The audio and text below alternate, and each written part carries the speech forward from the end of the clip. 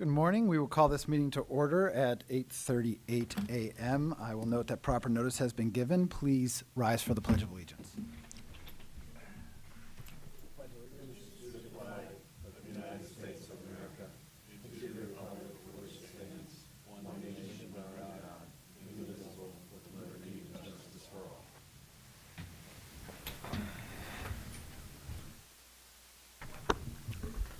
Okay, first item of business is to approve our board meeting minutes from January 13th, 2026. Is there a motion? Chairman, I'll move approval of the minutes from the January 13th, 2026 board meeting. Second. Any discussion? All those in favor? Aye. Opposed? That motion carries. Next up, certification of May 5th, 2026 primary election partisan candidate petitions. Director Poland. Yes, good morning. In your packets, you have a document entitled May 2026 Primary Election Candidates List Sufficient. These are all the candidates that filed with the exception of the political party county central committee. Those will be handled separately. So staff found all the petitions submitted on this list sufficient and recommend certification. I'll move certification of the list, and this is I know we got a lot of lists. This is the one that says May 2026 primary election candidates list sufficient, and again, it's the one that's not a central committee. So I'll move approval of that list as sufficient. Second. Any discussion? All those in favor? Aye. Opposed? That motion carries. The next report in your packet is entitled May 2026 Primary Election Candidates List Insufficient. It contains 3 candidates. Staff found their petitions to be insufficient due to not enough valid signatures. So I can't remember. Do we have to take action to deny them, or is it just okay to not approve them? I can't remember. You do have to take action to deny, correct? Very good. I'll move that we declare as insufficient those 3 candidate petitions for not having enough valid signatures. Second. Any discussion? All those in favor? Aye. Aye. Opposed? That motion also carries. Okay, so that brings us to item number 5, which is certification of primary election Republican County Central Committee petitions. Yes, you have a report, 2026 Hamilton County Republican Central Committee Candidates List filed sufficient. Staff reviewed all of the petitions listed on this report. There's 207 of them and found them to be sufficient. We recommend certification. I'll move certification of the list of sufficient county central committee candidates. Second. Any discussion? All those in favor? Aye. Aye. Opposed? That motion carries. The next report is entitled 2026 Hamilton County Republican Central Committee Candidates List Insufficient. There are 9 candidates on this list. We do want to scratch and remove number 6 and number 7 from the list.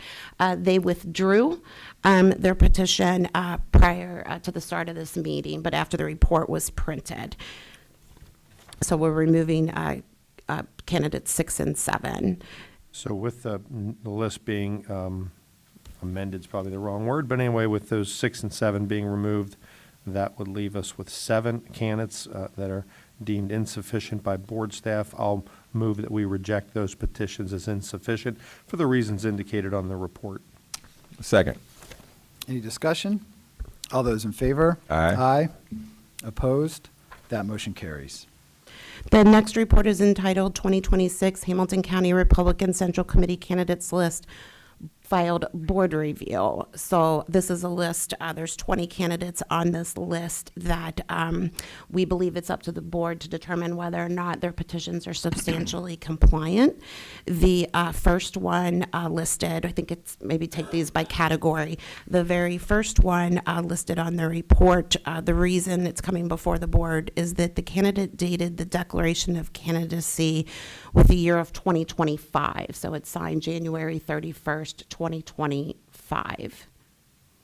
Dave, I know the rest of them are pretty obvious, but with that one? I think it's substantially compliant for the reason that even if he did sign it on January 31st of 2025, it's still within the year that he would be allowed to circulate it. So I think he's okay on that one. All right. And then the balance of these are all, again, we've seen these issues before, and we've always found those substantially compliant as well, because people being around the holiday, they'll put the wrong year, basically, right? Well, the wrong date. Wrong date, yeah. In this case, it's the wrong day of the election, wrong Tuesday in May is what it is. Right. But the bottom line on it is that the Supreme Court has held that even if the date is omitted or if it only contains a year, it's sufficient. So I think we're okay. I'll move approval then under the list that's board review of all 20 of these candidates, move that they be approved and certified. Second. Any discussion? All those in favor? Aye. Opposed? That motion carries. Okay. Does that get us through the Republican Central Committee? Now we are on to the Democratic County Party Central Committee, and I will ask Deputy Director Raquel Burgos to walk us through those spreadsheets. Okay, in front of you, you have the sufficient list. There are 533 candidates that we deemed are sufficient. I'll move approval of the list of sufficient, the Democrat County Central Committee members who have filed, who the board staff has deemed to be sufficient. So I'll move approval of those Second. 533. Thank you. Any discussion? All those in favor? Aye. Aye. Opposed? That motion carries. And then we have our insufficient list. We have candidate 1 through 5.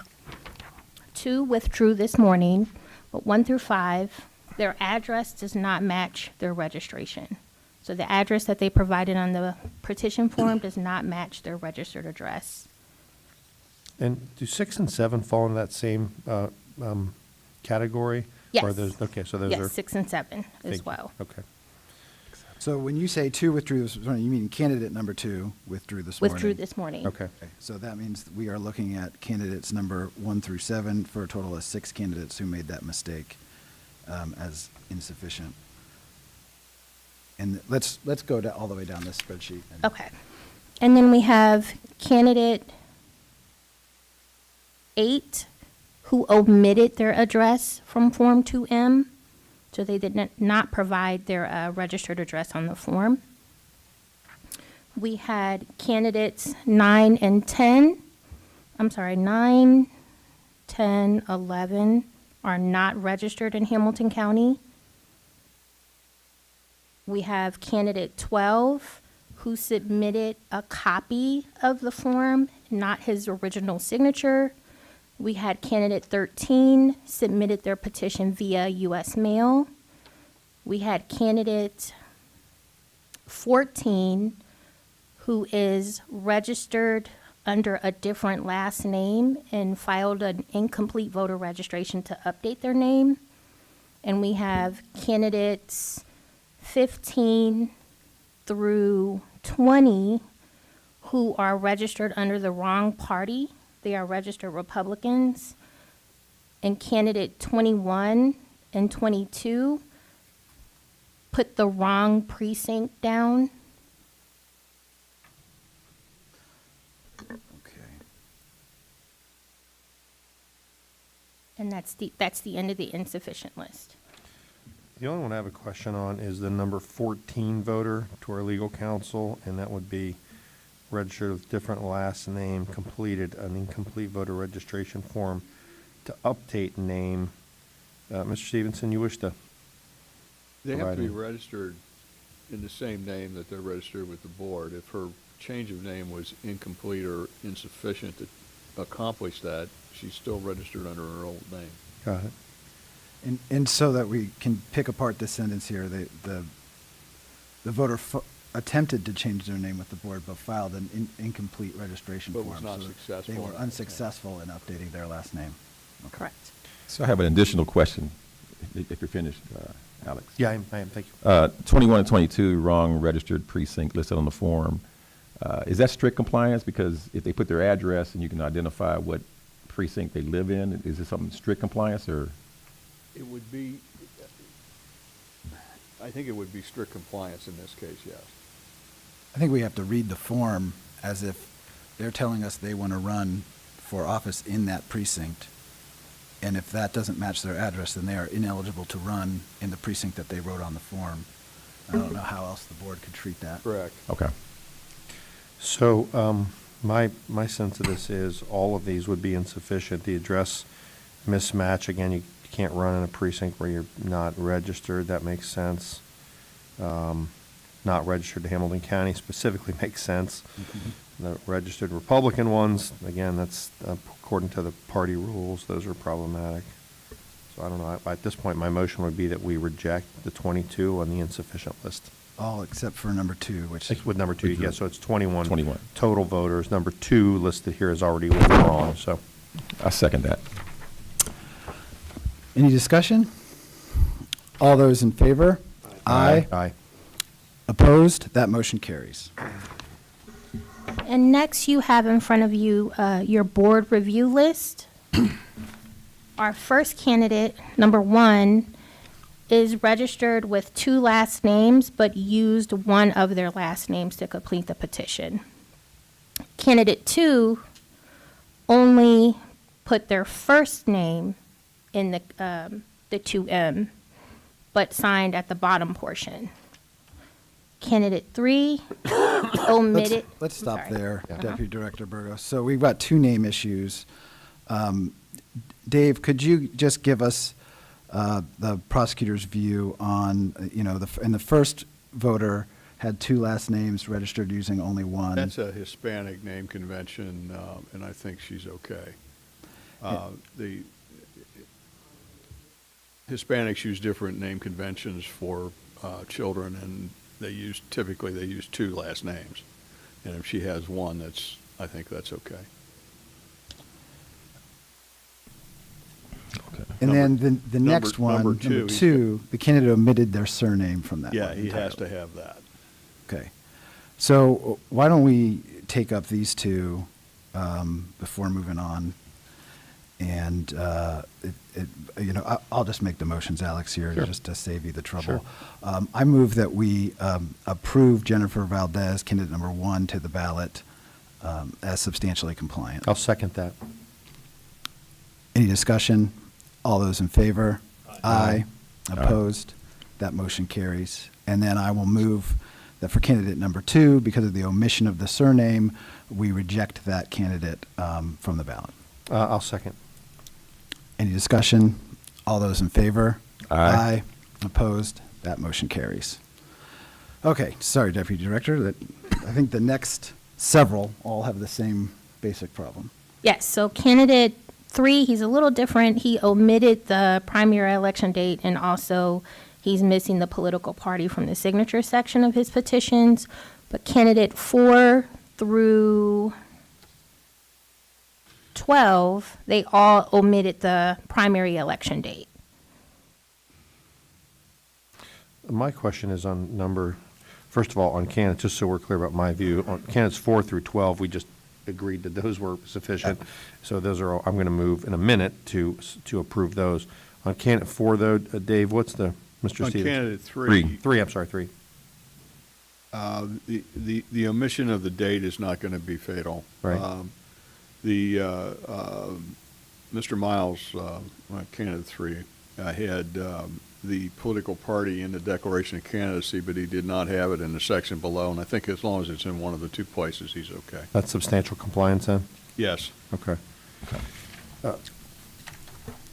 Not to jump ahead of the deputy director, but it seems to me the 13, 14, 15, actually 13 through 20, Go through 20. yeah, are all pretty similar in terms of either the omission or the incorrect primary date, which have been regularly deemed by the Supreme Court as substantial compliance. Correct. And again, having 5 minutes ago just approved those on the other side. Why don't I go ahead then, based on what we've heard from legal counsel, and suggest that we approve candidates 3 through 20? I'll move that we approve candidates 3 through 20 on this list. And candidate 5 withdrew this morning. Oh, okay. So then I will withdraw, since there's not been a second, under Robert's rules, I'll withdraw my motion, and I'll make a new motion, and that is that we approve candidates 3, 4, skip candidate 5 on the report, and then approve candidates 6 through 20. So, Second. Thank you. Any discussion? All those in favor? Aye. Opposed? That motion carries. Okay, Deputy Director Burgos, we're on 21. 21 and 22, they left off the city or village and zip code on Form 2M.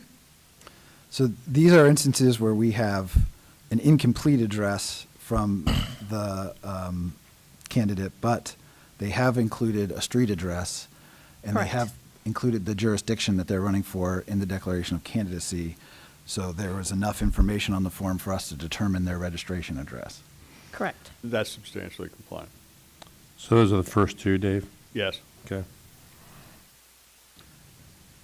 And then let's go with the next two, 23 and 24, kind of a similar situation. Correct. They are missing the county on the form. But So- they have their correct address on the form. Correct address. I think they're fine. Okay.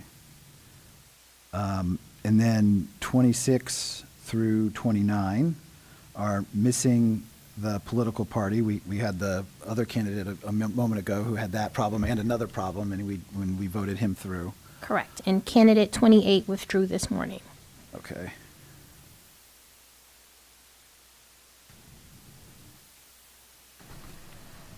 And then candidates 30 through 33 are missing the political subdivision in their declaration of candidacy, but include the precinct designation and had their political subdivision in their address. Correct. And Those are candidate, all okay.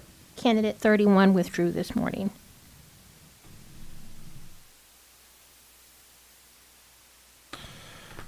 And then- And candidate 33 withdrew. Okay.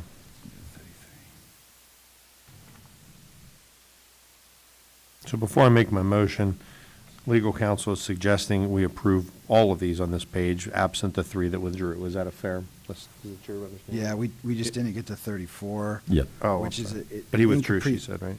No, 33 withdrew. Ah, okay. 34 is an incomplete precinct. In this case, my understanding is, in Deer Park, there are 4 precincts in Deer Park, 1A, 1B, 1C, 1D. The candidate wrote precinct A instead of precinct 1A. If that candidate is in precinct A, I think that's substantially compliant.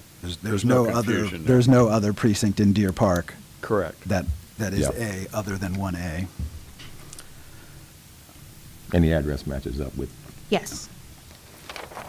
So yes, to bring you back to where you were going, Thank Alex, you. I think based on advice of legal counsel, candidates 21 through 34 are approvable by the board, with the exception that 28, 31, and 33 have withdrawn. Okay, I right. made a mistake on my notes here. Okay. So again, just staying with the report, trying to make the best record we can. I'll move approval of the candidates on this report listed as 21, 22, 23, 24. It looks like there's not a 25. 26. Yeah, so 26, 27, skipping 28 because they withdrew, 29, 30, skipping 31 because they withdrew, 32, skipping 33 because they withdrew, and number 34. So my motion is to approve those as I just enumerated them. Second. Okay, any discussion? All those in favor? Aye. Aye. Opposed? That motion carries. Okay.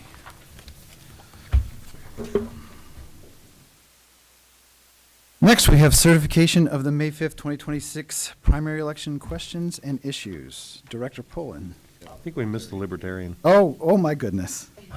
a whopping How one dare I? candidate. So we have a candidate for Libertarian Party County Central Committee. I'll move approval as that petition was deemed sufficient by board staff on a bipartisan basis. Second. Any discussion? All those in favor? Aye. Opposed? That motion carries. Now, we will move on to the primary election questions and issues certification. There's a report in your packet, questions and issues filed, May 5th, 2026 primary election. There have been 5 issues filed, and staff recommends certification. I'll move approval of the questions and issues for the May 5th, 26 primary election. Second. Any discussion? All those in favor? Aye. Aye. Opposed? That motion carries. Next, we have approval of the May 5th, 2026 primary election ballot and provisional envelope quantities. I'll move approval of the report as recommended by board staff. Second. Any discussion? All those in favor? Aye. Opposed? That motion carries. Next, we have approval of the May 5th, 2026 primary election equipment allocation. I'll move approval of the equipment allocation as recommended by board staff. Second. Any discussion? All those in favor? Aye. Aye. Aye. Opposed? That motion carries. Next, we have approval of the May 5th, 2026 primary election absentee processing plan. Director Pullen, you want to? Yes, the plan is in your packet. The Secretary of State requires the board to approve a plan for absentee processing.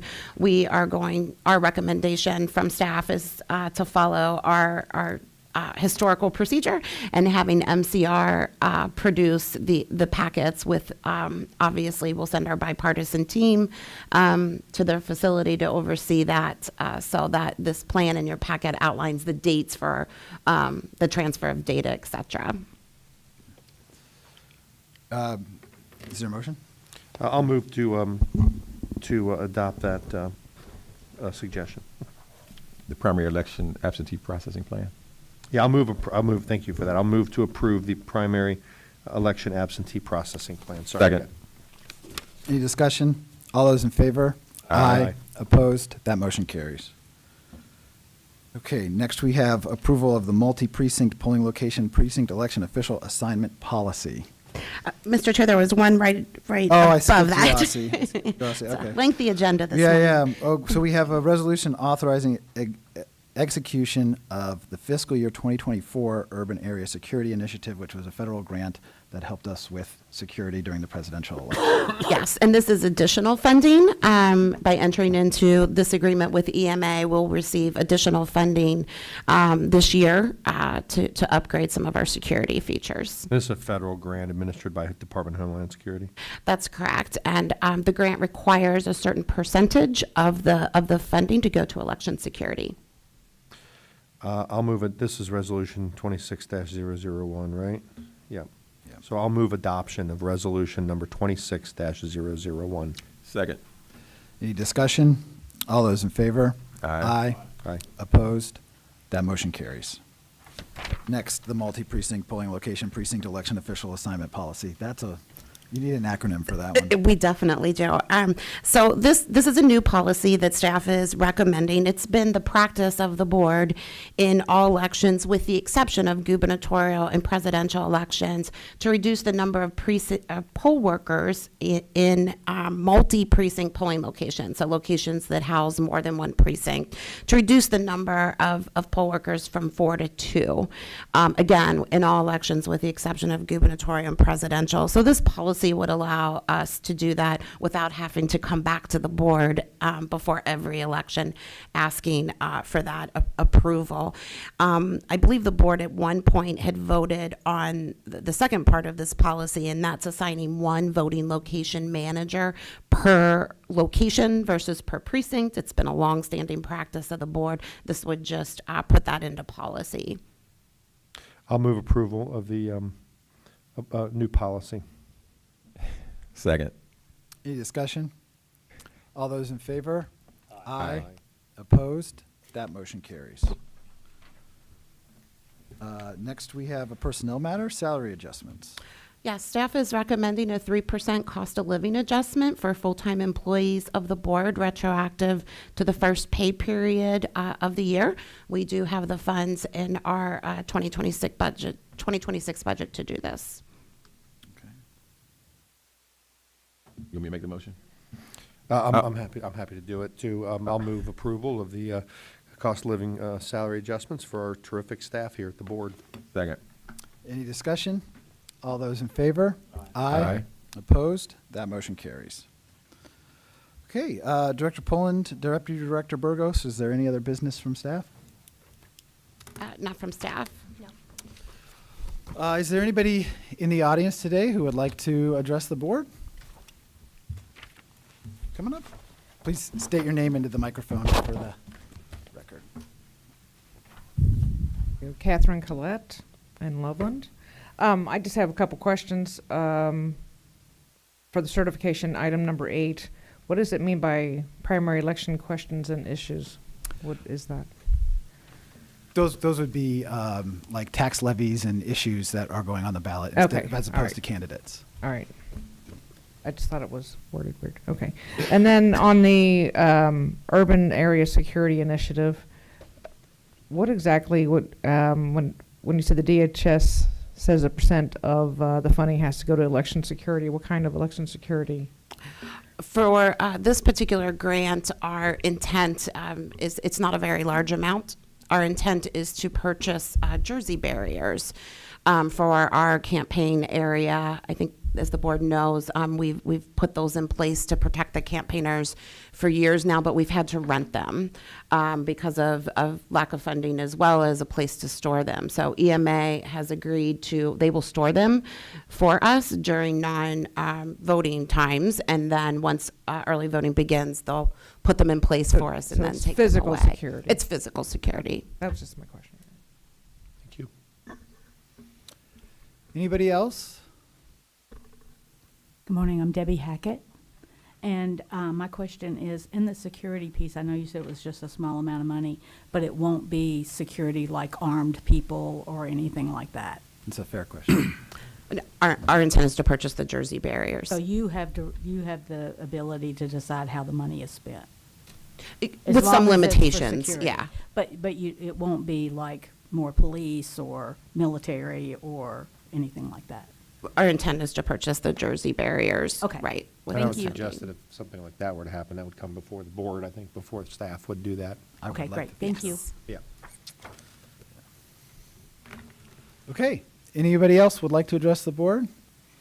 Mr. Chair, I'd like to request perhaps a moment of silence for our CIO, Bill McJoint, that lost his battle with cancer last week. Yeah, that's a major loss to this board, and we probably should have said something at the outset, but Bill is a beloved member of the team here, critical really to the IT advances made in this building, and I know it's a huge loss, so thank you for that suggestion, and we should have done it at the outset. So. Yeah, I had the privilege of working with Bill here for 4 years, and he built a technology infrastructure in this building kind of by himself.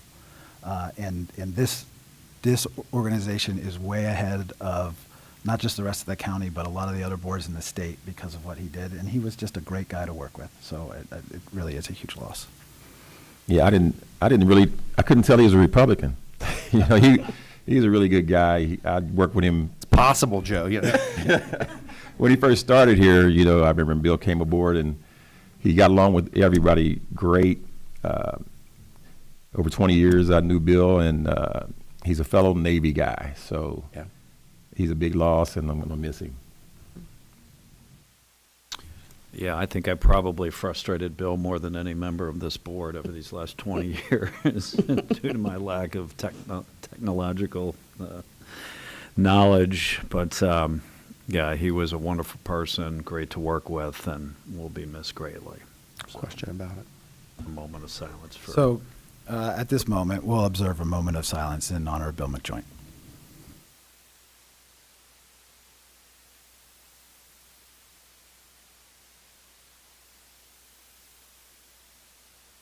Thank you.